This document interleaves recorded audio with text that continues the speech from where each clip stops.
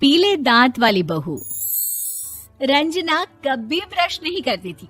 उसे कितनी बार उसके माँ बाप ने डांटा, लेकिन उसका कोई असर उस पर होता ही नहीं था, जिस कारण से उसके दांत पीले पीले हो जाते हैं। शादी के बाद अरे बहू, वैसे तो तुझ में कोई कमी नहीं है, पर तेरे दांत इतने पीले कैसे हैं बेटा? कैसे मतलब? कोई सर्जरी थोड़ी ना कराई है। वो तो क्या नाम, मैं ब्रश नहीं करती थी तो पीले हो गए। अब क्या करूं? आप कहें तो लाल करवा लूं या फिर काले? यार ये क्या है, क्यों माँ से लड़ रही हो? लड़ रही हूँ? अरे मैं लड़ रही हूँ या ये बोल रही है कि दांत पीले हैं, पीले। अरे तपस्या थोड़ी ना की है इन्हें पीले करने के लिए। बकायदा ब्रश नहीं किया है 20 साल तक, तब जाकर। छी, कैसी बात कर रही हो? ये उस वक्त तो पीले नहीं थे जब हम लोग तुम्हें देखने आए थे। अरे तब साफ करवा लिया होगा डेंटिस्ट के पास जाकर। अब देखो कैसे पीले पीले लग रहे हैं। रंजना सास की तरफ गुस्से से देखती है। फिर शुरू हो गई पीले पीले पीले। अरे पीले तो तब भी थे जब मेरे हाथ का रसगुल्ला उड़ा उड़ा कर खा रही थी और बोल रही थी, लड़की नहीं गुणों का खजाना दे रहे भाई साहब आप। खैर, अब वो लोग करते भी तो क्या करते, पीले दांत वाली बहू पल्ले पड़ी थी तो झेलना तो था ही। एक दिन कीर्तन में रंजना गाना गा रही थी। अरे कमला बहन, माँ का द्वार है, यहाँ तो सब शुद्ध होकर आते हैं, फिर अपनी बहू को ब्रश भी नहीं करवाती तुम। दूर से पीले पीले दांत भक्ति में बाधा उत्पन्न कर रहे हैं। अरे कोई 2 साल की बच्ची थोड़ी ना लेकर आई हूँ मैं बहू बनाकर। अच्छी खासी लड़की है, अरे कैसे करवाऊं ब्रश? ये तो उसे खुद करना चाहिए ना। अब माँ बाप तो इसके जैसे तैसे निपटा दिए, ये नहीं सोचा कि सास कैसे संभालेगी। सास बहू को लेकर घर आ जाती है, लेकिन सोच लेती है कि अब इसे लेकर कहीं नहीं जाएगी। अगले रोज बहू कहती है, अरे क्या हो गया, मंदिर नहीं जाना क्या? कीर्तन का वक्त हो रहा है। मेरी मधुर वाणी से कान्हा जी जागते हैं और सोते हैं। आप तो जानती है ना उनकी भक्ति में कितना मन लगता है मेरा। वो क्या है ना, तबीयत ठीक नहीं लग रही है मेरी, आराम करूंगी मैं। तबीयत ठीक नहीं लग रही? अभी तो मिथुन के गाने पर नाच रही थी आप, और अब बोल रही है कि तबीयत ठीक नहीं लग रही। अरे भक्ति में मन लगा लो सासू माँ, ऊपर जाना है, क्या मुंह दिखाओगी आप? हाँ? सास को बहू की बात पर गुस्सा आ जाता है। मैं क्या मुंह दिखाऊंगी, इसकी चिंता तो ना कर, समझी? अपने मुंह की चिंता कर, जो ये पीले पीले दांत लेकर हर जगह पहुंच जाती है। पता है लोग कितना मजाक बनाते हैं। ना जी ना, मैं नहीं जाना कहीं तेरे साथ। तो ये बात है, कोई ना, मत जाओ, मैं अपने कमरे में ही बैठकर भक्ति कर लूंगी। ऊपर वाला दांत थोड़ी ना देखता है, मन देखता है, भावना देखता है। और अरे बस बस, तू सब कुछ दिखा, बस ये सफेद चमकदार दांत ना दिखाना किसी को, है? जा यहाँ से। बहू को सास की बात का कोई फर्क नहीं पड़ता, वो तो जैसी थी वैसी ही रह जाती है। सुबह नहाकर किचन में खाना बनाना, फिर खाना खाना, कीर्तन भजन करना और सो जाना।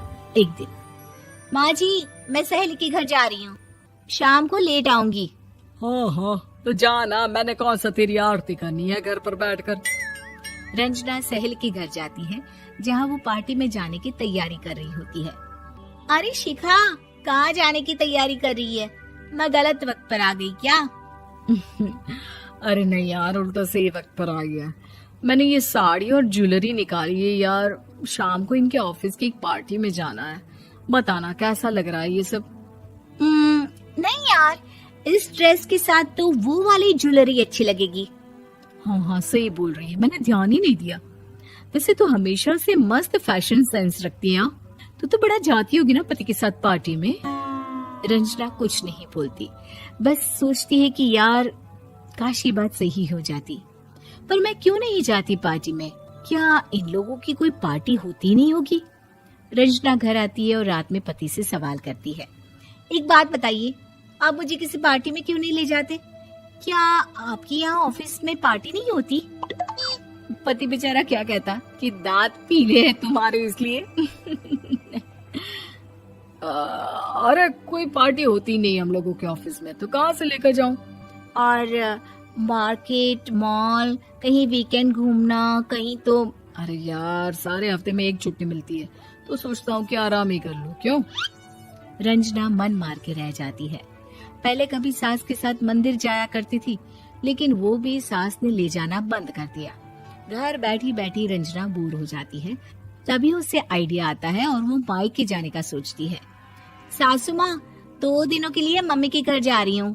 अच्छा ठीक है, आराम से जा। और हाँ, माँ से कुछ अच्छी आदत सीख कर आना कि कैसे शरीर के हर भाग की तरह दांतों की सफाई भी जरूरी होती है, समझी? शुरू हो गई ना आप। वो लोग आपकी तरह नहीं है कि छोटी छोटी बात का बतंगड़ बना दे। उन लोगों के लिए मैं मायने रखती हूँ, ना कि मेरे पीले पीले दांत। रंजना माँ को बिना बताए उन लोगों को सरप्राइज देती है, लेकिन जैसे ही वो दरवाजे पर पहुंचती है, अंदर देखती है कि घर वाले कहीं जा रहे होते हैं। अब माँ, काश रंजना दीदी के दांतों वाली प्रॉब्लम नहीं होती, तो वो भी हम लोगों के साथ चलती ना बुआ जी की बेटी की शादी में। हाँ बेटा, लेकिन अब उसे कौन समझाए कि उसको उसके पीले दांत नहीं दिखते, लेकिन उसके आसपास के लोगों को कितना एम्बैरेसिंग फील कराते हैं। मुझे तो कितनी बार उसके स्कूल की टीचर ने शिकायत की कि उसके साथ कोई लड़की बैठना भी नहीं चाहती, और ना ही कॉलेज में कोई उससे बात करना चाहता था। लेकिन पता नहीं क्यों उसे ये बात समझ में ही नहीं आती। कोई कमी नहीं है उस लड़की में, बस यही कि दांत पीले हैं। वो तो भला हो जीजा जी और उनकी माँ का, जो दीदी को जैसी है वैसे ही रखा हुआ है। रंजना को अपने घर वालों की बात सुनकर बहुत दुख होता है। वो सोचती है कि वो क्या करे, लेकिन फिर वो सीधा डेंटिस्ट के पास जाती है, अपने दांत चमकाती है और कसम खाती है कि वो रोज ब्रश करेगी। अरे क्या हो गया? तुम तो 2 दिनों के लिए गई थी ना, पर कोई ना, अच्छा है, चलो आ गई तो। रंजना सास के सामने आकर खड़ी हो जाती है और पूरी स्माइल करती है, उसके चमकदार दांतों को दिखाती हुई। हैं? चले मंदिर।